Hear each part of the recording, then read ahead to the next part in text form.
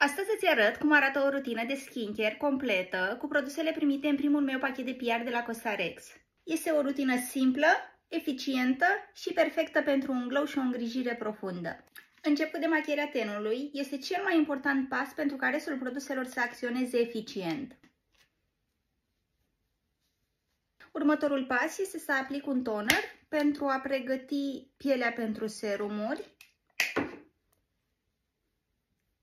Așteptăm câteva secunde pentru a intra tonerul în piele.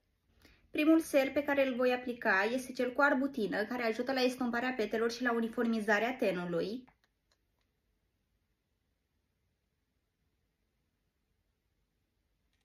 Îl aplic prin tapotare pentru o absorție mai bună.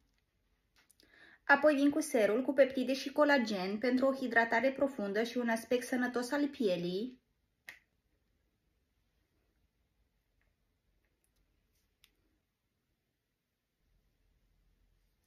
Următorul pas este să aplic masca cu efect de lifting și glow.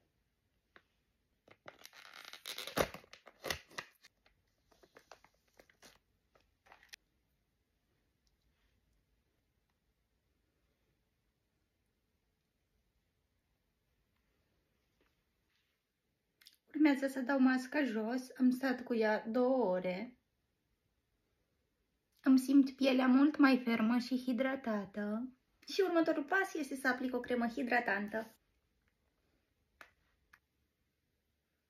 Asta este rutina mea de îngrijire cu produsele Cosrx din primul meu pachet de PR. Dacă ai întrebări sau vrei să vezi mai multe clipuri de skincare, lasă-mi un comentariu și nu uita să-mi dai follow.